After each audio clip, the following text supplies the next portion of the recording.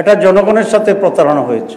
আমি তো মনে করি সকল দলের ঐক্যের মাধ্যমে যে সিদ্ধান্ত আমাদের কনসেনসাস কমিশন দিয়েছিলেন, এটা জনগণের প্রত্যাশাকেই পূরণ করেছে।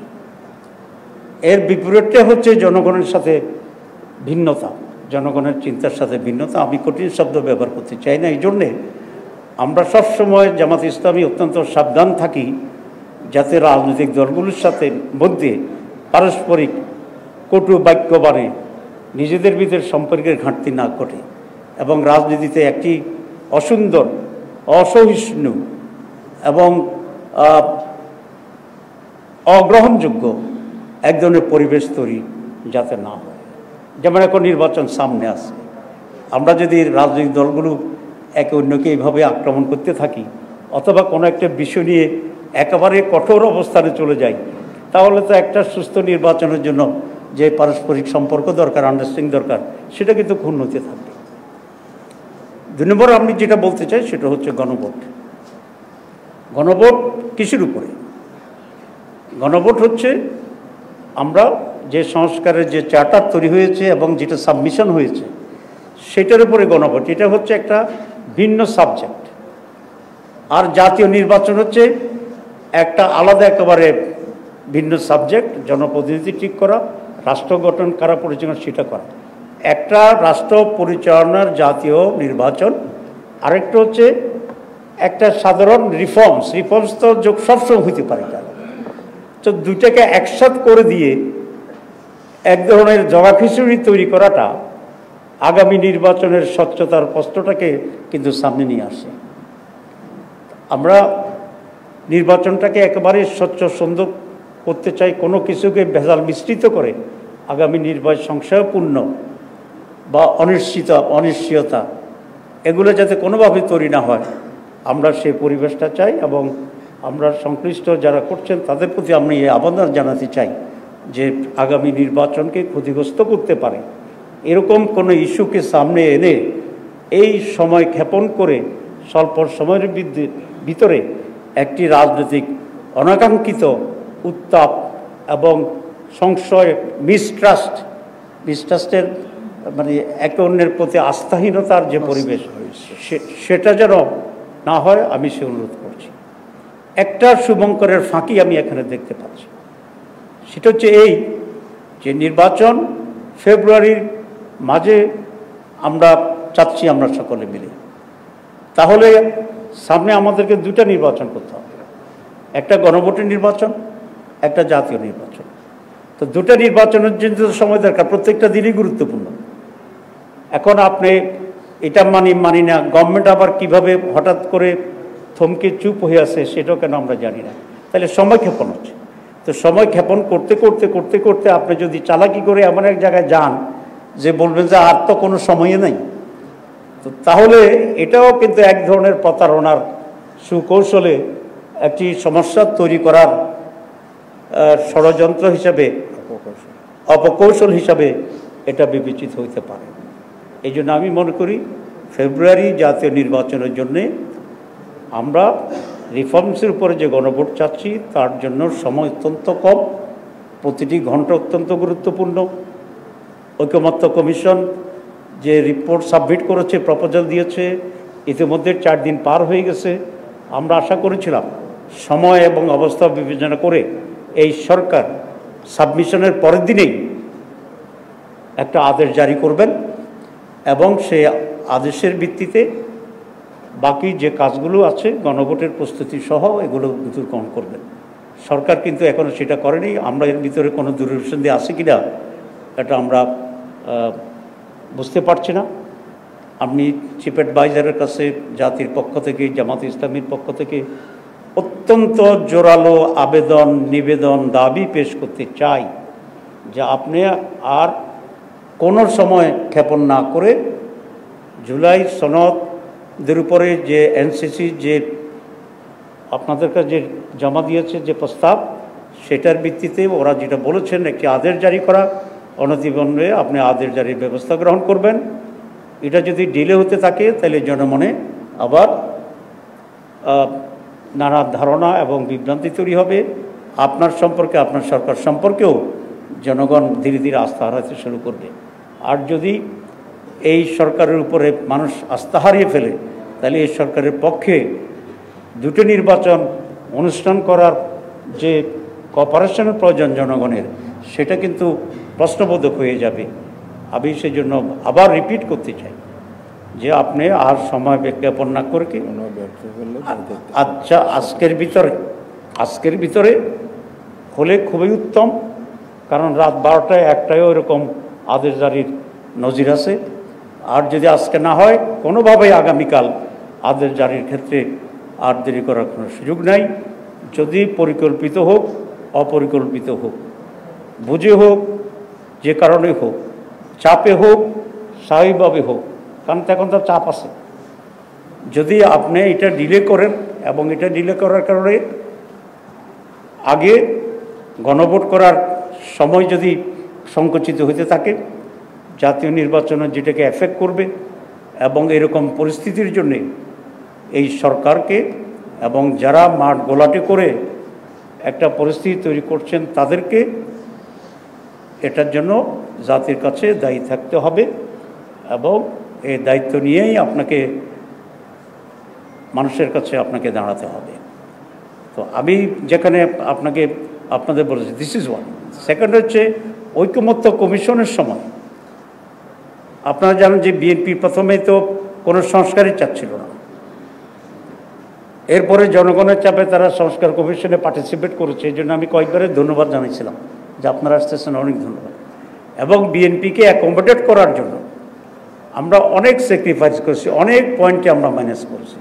যেমন এনসিসির প্রস্তাব ছিল ন্যাশনাল কনস্টিটিউট কাউন্সিল করা, মানে আমাদের এখানে অনেকগুলো জায়গা, যেরকম পিএসসি থেকে শুরু করে এরকম অনেকগুলোর জন্য একটা সাংবিধানিক বডি করে দেওয়া, যেখানে প্রধানমন্ত্রী, প্রেসিডেন্ট, সরকারি দল, যেমন চাকরি নিয়োগের ক্ষেত্রে, তারপর ইলেকশন কমিশনে কোনো ধরনের প্রভাব বিস্তার করতে না পারে।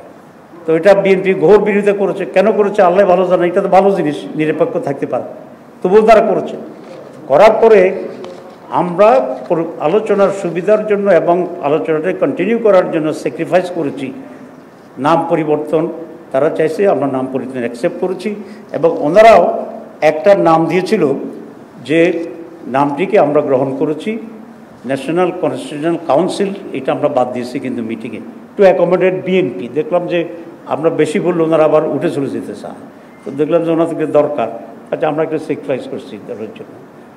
2 নম্বর, সেখানে এটা পাশ হচ্ছে একজন প্রধানমন্ত্রী একসাথে 10 বছর বেশি থাকতে পারেন না।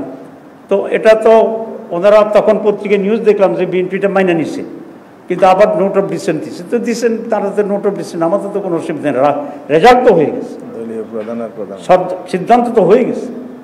আরেকটা ছিল দলীয় প্রধান আর প্রধানমন্ত্রী এক জায়গায় একজন হইতে পারবে না। এটা তো বিএনপির বিরুদ্ধে একটা সিদ্ধান্ত না। এটা যদি জামাত ইসলামী ক্ষমতায় আসে, তাহলে আমাদের আমির শফিকুর রহমান সাহেব, আমির আর প্রধানমন্ত্রী একসাথে হইতে পারবেন না, বাকিদেরও কিছু, আচ্ছা ওটা বললাম না। তো সেই জন্য এটা বিএনপির জন্য সত্য, সকলের দেশের জন্য সত্য। কারণ আমরা ডিকটেটর আর চাচ্ছি না, আমরা ফেসিবাদ আর চাচ্ছি না, আমরা টাইরানি আর চাচ্ছি না, ক্ষমতার ডিস্ট্রিবিউশন চাচ্ছি। যেমন প্রেসিডেন্টের ক্ষেত্রে আমরা কিছু স্ট্রেনথেন করেছি, কিন্তু সেখানেও বিএনপির অনেক আপত্তি ছিল, আমরা সেখানেও কিছু পয়েন্টে এটাকে স্যাক্রিফাইস করে দিয়েছি। কথা হচ্ছে একজন দলের প্রধান এবং প্রধানমন্ত্রী হতে পারবেন, এটা তো বলছি। তো এটা বিএনপি কেন এটা মনে করে যে তারাই 100 বছর আগামীতে ক্ষমতায় থাকবে এবং তাদের জন্য এই আইনটা হলে সমস্যা হবে। তো এটা তো জনগণের ভোটাধিকারের যে একটা ক্ষমতা আছে, এই ক্ষমতাকে তো অস্বীকার করা, যে আমরাই বোধহয় থেকে যাব। আমরা এটাকে চিন্তা করে যদি সংস্কার হয়, তাহলে তার দেশের সংস্কার হলো। বিএনপির পুরো অ্যাটিটিউড হচ্ছে তারা কোথায় ক্ষতিগ্রস্ত হচ্ছে, তারা কোথায় লাভবান হচ্ছে, তাদের জন্য কিটা উপযোগী, সেই হিসাবে ওনারা একটা সংস্কার চাচ্ছেন। তো এখন একটা দলের নিজস্ব দৃষ্টিভঙ্গিতে দেশের বিষয়ে সংস্কার করলে এটা তো আরও খারাপ সংস্কার হয়ে যাবে, দেশ তো আরও রসাতলে ডুববে।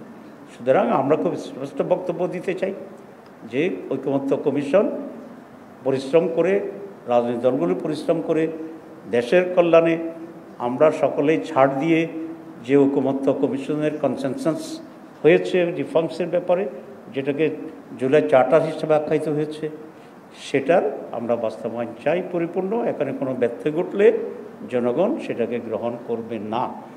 এই জন্যেই এই পর্যায়ে এক্সট্রিমিজম এটা বাদ দিতে হবে। বিএনপির সংবাদ সম্মেলনের আমি ড্রাফট পেয়েছি, একটা জায়গায় ওনারা লিখছেন যে আমরা কোনোভাবেই মানিব না। এখন তার বিপরীতে লোকেরা যদি বলে যে বিপরীত কিছু আমরা কোনোভাবেই মানিব না, তাহলে কি দাঁড়াবে? কোনোভাবেই মানিব না যোগ কোনোভাবেই মানিব না। পরিস্থিতিতে এদিকে চলে যাওয়াটা কি দেশের জন্য কল্যাণ হবে? এটা দেশের জন্য কল্যাণ হবে। আমি মনে করি সকলকেই রেশনাল হওয়া উচিত, সকলেই ঐক্যমত্যের ভিত্তিতে একটা পরিবেশ তৈরি করা উচিত, এবং ফেব্রুয়ারিতে আমাদের চার্টার গ্রহণ করার পরে একটা সুষ্ঠু নির্বাচনে আমরা যাতে সকলেই অংশগ্রহণ করতে পারি সেই ব্যবস্থা গ্রহণ করা উচিত। সেক্ষেত্রে আমি সকল রাজনৈতিক দলের সহযোগিতা কামনা করছি এবং ইন্টারিম গভর্নমেন্টকে অনতিবিলম্বে আদেশ জারি, গণভোটের তারিখ ঘোষণা এবং ফেব্রুয়ারি নির্বাচনের সার্বিক প্রস্তুতি গ্রহণ করার জন্য আমরা উদাত্তভাবে আহ্বান আমরা জানাচ্ছি। আরেকটি বিষয় বলে শেষ করছি। দেখেন, নির্বাচন কমিশন একটা আরপিও ফাইনাল করেছে এবং সে আরপিওটি মন্ত্রী পরিষদ বা উপদেষ্টা পরিষদ যেটাই বলেন সেখানেও এটা গৃহীত হয়েছে, মানে সরকারও গ্রহণ করেছে, ইলেকশন কমিশনও গ্রহণ করেছে। বিএনপি কিন্তু তখন আগে কোনো আপত্তি দেয়নি, বরং এর আগে তারা যখন বলেছিল তারা অনেকটা এটা পজিটিভ ছিল যে প্রত্যেকটি দল তার নিজস্ব প্রতীকেই নির্বাচন করতে হবে, এটা জোটভিত্তিক হোক বা ইন্ডিপেন্ডেন্ট দল ভিত্তিক হোক। এবং এটার ভিতরে অনেক যুক্তি আছে। সেটা হচ্ছে প্রত্যেকটি দল তো করে নিজের একটা আদর্শের ভিত্তিতে, সে মার্কা নেয় নিজের একটা পরিচয়ের ভিত্তিতে, আইডেন্টিটির ভিত্তিতে। একটি জাতীয় নির্বাচনে তো তার আদর্শ এবং তার আইডেন্টিটিটাই মানুষের কাছে যাবে, তাহলে তো তার দলকে মানুষ গ্রহণ করে কি করে না এটা প্রমাণিত হবে। আপনি জোটে যেতে পারেন, জোটের আপনাকে সাহায্য করবে যে আপনি কি এটা জনগণ জানুক, তারপরে আপনার বন্ধু জোট আপনাকে ভোট দিবে, সাহায্য করবে। ইটস ন্যাচারাল, এটাই হইতে হবে। এখন কোনো একটি দল তার নিজস্ব অস্তিত্ব বিকিয়ে দিয়ে, তার প্রতীক বিকিয়ে দিয়ে, তার নাম বিকিয়ে দিয়ে আরেকটা দলের আশ্রয়ে যদি নির্বাচন করে, তাহলে তো ওই দলের নির্বাচন হয় না, যে দলের মার্কা নেবে সেই দলের নির্বাচন হয়ে যায়। তো সেই দলের জন্য তো 300 আসনে নির্বাচন করার সুযোগ আছে। সুতরাং আমরা এটা মনে করি আমরা জোটবদ্ধভাবে করি, আন্ডারস্ট্যান্ডিং করি, কিন্তু যেহেতু প্রত্যেকটি দল এখানে আলাদা অস্তিত্ব বহন করে, সুতরাং সেই দলের নাম এবং প্রতীকে নির্বাচন হবে, বাকিরা তাকে সাহায্য করবে, যারা ভোট দিতে চায় সাহায্য করতে করবে, এতে কোনো আপত্তি নেই, এটা রেশনাল।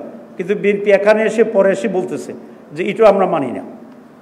তো আপনারা যদি কিছুই না মানেন তো এটা তো একটা সমস্যা। তো আমি আশা করব প্রতীকের বিষয়ে কোনো দল চাপ দিয়ে ইলেকশন কমিশনকে যেন বিতর্কিত না করেন, কারণ ইলেকশন কমিশন যদি এখন বিএনপির কথা এটা চেঞ্জ করে দেয় আইন, তাহলে তো এটা পরিষ্কার হবে যে ইলেকশন কমিশন একটি দলের পক্ষে ভূমিকা নিচ্ছে, তাহলে ইলেকশন কমিশন আবার বিতর্কিত হবে। সরকার যদি আবার মন্ত্রিপরিষদ বৈশাখ বিএনপির কথা চেঞ্জ করে, তাহলে বোঝা যাবে যে সরকার বিএনপির পক্ষে কাজ করছে, তাহলে এই সরকারের সমস্যা। তাহলে আমরা যে বলছি একটা অবাধ, নিরপেক্ষ, সুষ্ঠু, অংশগ্রহণমূলক, হাসি খুশিতে ভরা একটি নির্বাচন হবে এবং এই সরকার, ইলেকশন কমিশন নিরপেক্ষ, সরকার নিরপেক্ষ, তাহলে এই কথা তো আর যথাযথ থাকছে না। 54 বছর বাংলাদেশ সঠিক নির্বাচন থেকে বঞ্চিত।